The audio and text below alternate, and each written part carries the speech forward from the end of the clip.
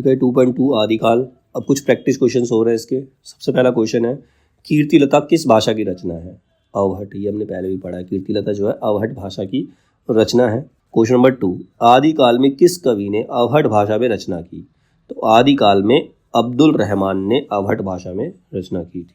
आल्हा किस ऋतु में गाया जाता है? आल्हा जो है वर्षा ऋतु में गाया जाता है, बारिश में। आल्हा मतलब एक राग होता है, ज़्यादातर यूपी में गाया जाता है, उत्तर प्रदेश साइड में गाया जाता है ये। तो आल्हा वर्षा ऋतु में गाया जाता है। आल्हा जो है वर्षा ऋतु में गाया जाता है। इन रचनाओं को उनके रचयिताओं के साथ सुमेलित कीजिए। खुमान रासो। खुमान रासो किसकी रचना है? दलपत विजय की। खुमान रासो दलपत विजय की रचना है। परमाल रासो। परमाल रासो जगनिक की रचना है। बीसल देव रासो। बीसल देव रासो नरपति नालह की रचना है। पृथ्वीराज रासो ये चंद बरदाई की रचना है। ठीक है। क्वेश्चन नंबर 5, हिंदी साहित्य के आदिकाल का अभिनव जयदेव किसे कहा जाता है? तो हिंदी साहित्य के आदिकाल का अभिनव जयदेव विद्यापति को कहा जाता है। क्वेश्चन नंबर 6, किन रचनाकारों की भाषा को संधा भाषा कहा गया? किन रचनाकारों की भाषा को संधा भाषा कहा गया? बौद्ध सिद्ध। बौद्ध सिद्ध रचनाकारों की भाषा को संधा भाषा कहा गया है। क्वेश्चन नंबर 7, इन रचनाओं को उनकी काव्य भाषा के साथ सुमेलित कीजिए। रचनाएं देखिए उनकी काव्य भाषा क्या है। जैसे विजयपाल रासो। विजयपाल रासो अपभ्रंश में लिखी गई है। चर्या गीत। चर्या गीत संधा भाषा में लिखी है। विद्यापति पदावली मैथिली में, क्योंकि विद्यापति बिहार से थे और मैथिली बिहार की भाषा है, तो विद्यापति पदावली मैथिली में लिखी गई है। और पृथ्वीराज रासो हिंदवी में लिखी। पृथ्वीराज रासो की भाषा क्या है? हिंदवी। क्वेश्चन नंबर 8, आचार्य शुक्ल के अनुसार हिंदी साहित्य का आविर्भाव कब से माना जाता है? तो आचार्य शुक्ल के अनुसार हिंदी साहित्य का आविर्भाव प्राकृत की अंतिम अपभ्रंश अवस्था से माना जाता है। क्वेश्चन नंबर 9, अपभ्रंश के प्रथम महाकवि कौन थे?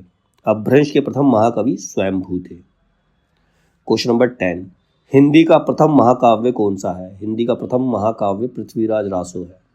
क्वेश्चन नंबर 11, आदिकालीन साहित्य में वीर रस की रचनाओं के प्राय किस भाषा का प्रयोग किया गया है? तो आदिकालीन साहित्य की वीर रस की रचनाओं में प्राय डिंगल भाषा का प्रयोग किया गया है।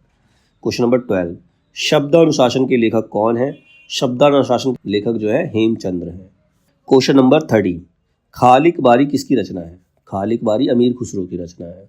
क्वेश्चन नंबर 14, इनमें कौन सा युग्म असंगत है? बीसल देव रासो नरपति नालय। बीसल देव रासो नरपति नालय कौन सा सही है? तो हमने पहले पढ़ा था बीसल देव रासो नरपति नालय ने लिखी, तो सही है ये। खुमान रासो जगनिक ने नहीं, खुमान रासो लिखी है दलपत विजय ने। ठीक है।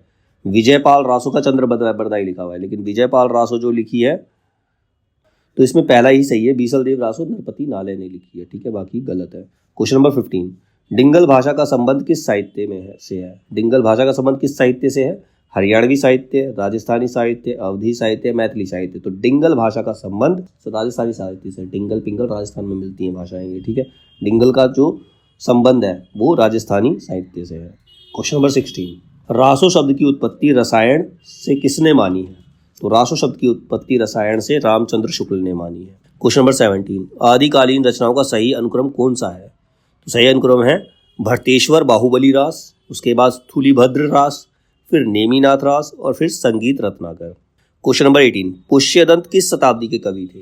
आंसर है पुष्यदंत 10वीं शताब्दी के कवि थे। क्वेश्चन नंबर 19, रचनाकाल की दृष्टि से निम्नलिखित कृतियों का सही अनुक्रम क्या है? सही अनुक्रम है कोबलय माला कथा, राउल वेल, उक्ति व्यक्ति प्रकरण और वर्ण रत्नाकर।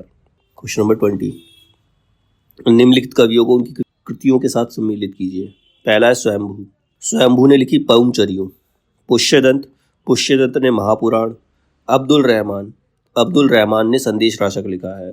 और सबरपा ने चर्यापद लिखा। ठीक है। क्वेश्चन नंबर 21, निम्नलिखित रचनाकारों के साथ उनकी रचनाओं का सम्मिलन कीजिए।